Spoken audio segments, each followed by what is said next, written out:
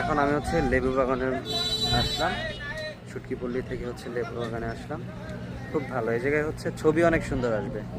এই শিকড়ের মধ্যে বসে খুব সুন্দর ছবি তুলতে পারবেন। ভালো এই জায়গাটা।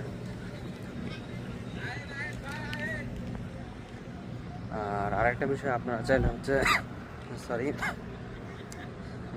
বাইকে করেও আসতে পারেন, আবার হচ্ছে চাইলে অটো দিয়েও আসতে পারেন। দেখেন আমার পেছনে অটো দেখা যাচ্ছে, আমি জানি না দেখা যাচ্ছে কিনা, বাট আমি চেষ্টা করছি দেখানোর।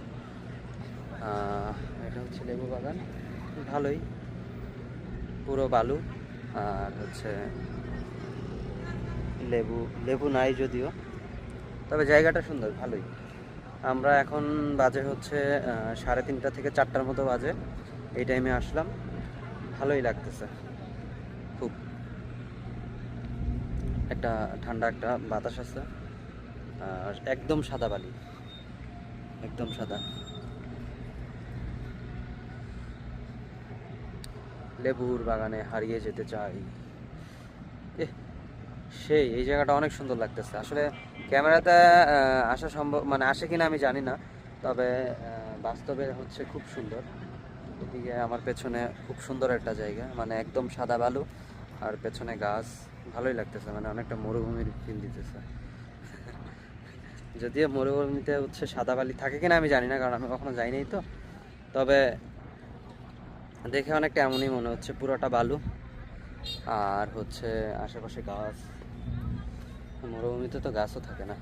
তবে এই জায়গাটা অনেক সুন্দর, এই জায়গাটা খুব সুন্দর, আমার পার্সোনালি ভালোই লাগতেছে। এই যে গাছ পালা খুব সুন্দর। তবে একটা জিনিস মিস, সেটা হচ্ছে সাগরের যেই ঢেউ, যেই গর্জন, ওইটা নাই। যদি ওইটা থাকতো তাহলে জাস্ট অসাধারণ একটা এনভায়রনমেন্ট ক্রিয়েট হইতো।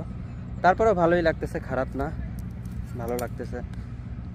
আর এখন এইটা থেকে আমরা চলে যাব আমাদের পরবর্তী যেই ডেস্টিনেশন, ওইটাতে। আজকে মোট 6টা স্পট দেখব আমরা, আর কালকে হচ্ছে বাকি থাকবে আরও 8টা। মানে টোটাল মনে হয় হচ্ছে 14টা স্পট, না 8, 2, 10, হ্যাঁ 14টার মতো। তো 6টা আজকে আমরা ঘুরবো, 6টা আজকে ঘুরে আর বাকি হচ্ছে 8টা কালকে ঘুরবো, কালকে থেকে শুরু করবো। তো সবগুলোই আপনাদেরকে দেখাবো, আর কোন জায়গায় কেমন লাগে আমার যেই অপিনিয়ন সেইটা শেয়ার করব।